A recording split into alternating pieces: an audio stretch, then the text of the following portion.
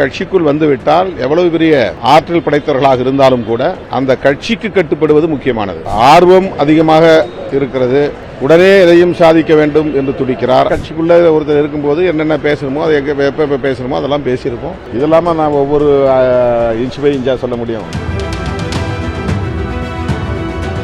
கட்சியிலேருந்து நம்ம 6 மாதத்துக்கான இடைநீக்கம் செஞ்சிருக்கோம். இந்த நிலையில் ஒரு கடிதம் கொடுத்து முழுவதுமான விலகி கொடுப்பது சொல்கிறாரு. இந்த கட்சிக்கு நீங்கள் ஒரு பின்னடைவாக பார்க்குறீங்க, எப்படி பார்க்குறீங்க? அவர் நல்ல நோக்கத்தின் அடிப்படையில் தான் கட்சியில் வந்து இணைந்தார்.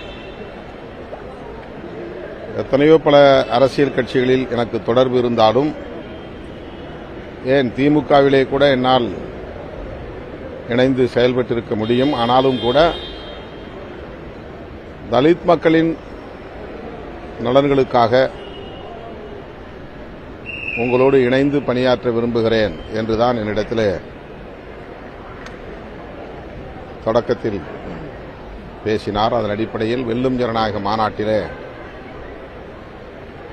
தன்னை இணைத்துக் கொண்டார். அவர் தற்போது வெளியிட்டிருக்கிற அறிக்கையில் என்னுடைய நியாயமான கோபங்கள்,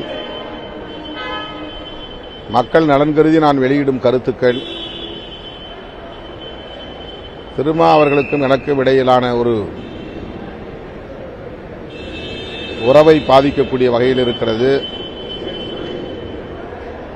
இடைவெளியை ஏற்படுத்துவதாக இருக்கிறது. அதற்கு நான் இடம் கொடுக்க விரும்பவில்லை, எனவே விலகுகிறேன் என்று கூறியிருக்கிறார்.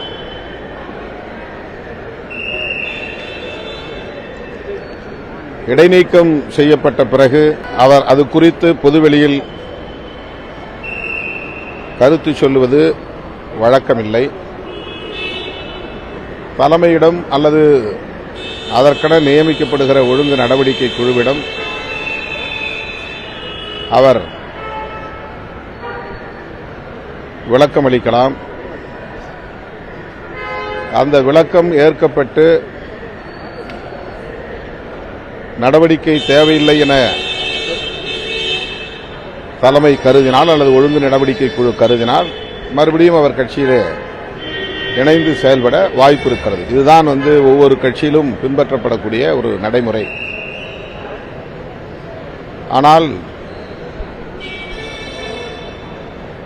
இடைநீக்கம் செய்யப்பட்ட அன்றே அவர் வெளியிட்ட அறிக்கை, இடைநீக்கம் குறித்து அவர் சொன்ன கருத்து கட்சிக்கு எதிராக அல்லது தலைமைக்கு எதிராகத்தான் இருந்தது. அதாவது அந்த விளக்கம் அவருடைய பார்வையில் சரியாக இருந்தாலும் கூட ஒரு கட்சியின் நடைமுறைக்கு ஏற்புடையதாக இல்லை. அதாவது ஒரு சிஸ்டத்துக்குள்ளே நாம் வருகிற போது அந்த சிஸ்டத்துக்கு அக்கஷ்டம் ஆகணும், அதற்குள்ள இணைந்து வேலை செய்வதற்கு உடன்படணும். நமக்கு எல்லாம் தெரியும் என்றாலும் கூட, நாம் பேசுவது சரிதான் என்றாலும் கூட, நாம் மக்களுக்காகத்தான் பேசுகிறோம் என்றாலும் கூட, கட்சி ஒரு கட்டுப்பாட்டை விதிக்கிறது, அந்த கட்டுப்பாட்டுக்குள் இருந்து இயங்க வேண்டும் என்று சொல்லுகிறது என்றால் அதற்கு இணங்குவதுதான் முதலில் முக்கியமானது.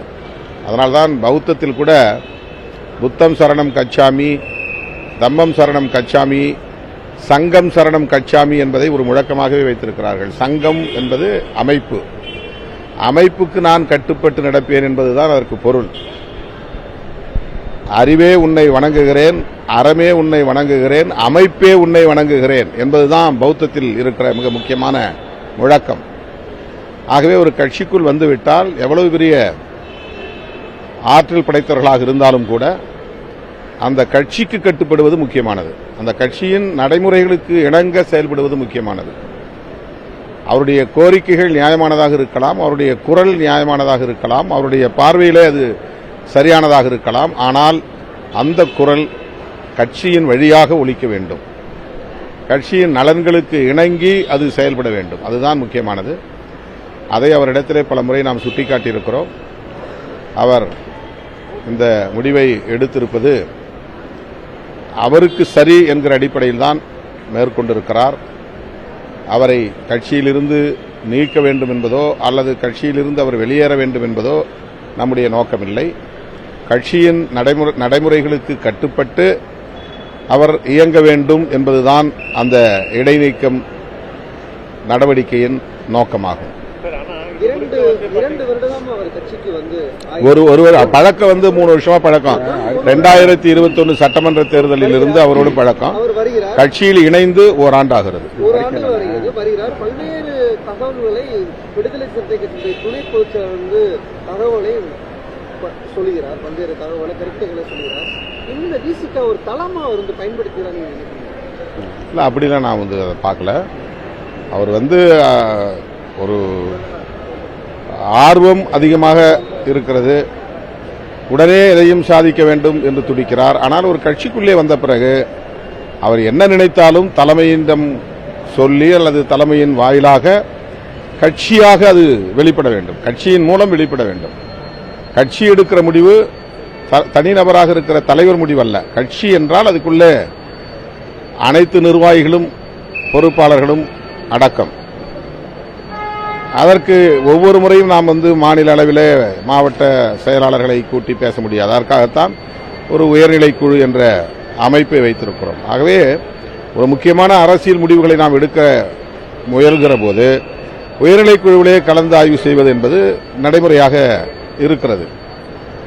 ஆனால் அவர் அதை இன்னும் உள்வாங்கிக் கொள்ளவில்லை.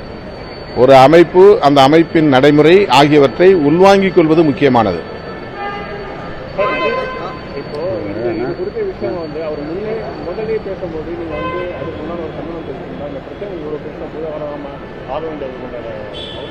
இதெல்லாம நான் ஒவ்வொரு இன்ச் பை இன்ச்சா சொல்ல முடியும்.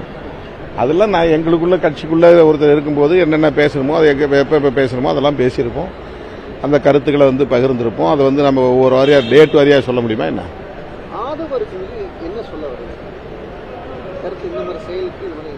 அவர் பொது வாழ்க்கையில் ஈடுபட வேண்டும் என்கிற துடிப்பை கொண்டிருக்கிறார். அது வரவேற்கத்தகுந்தது.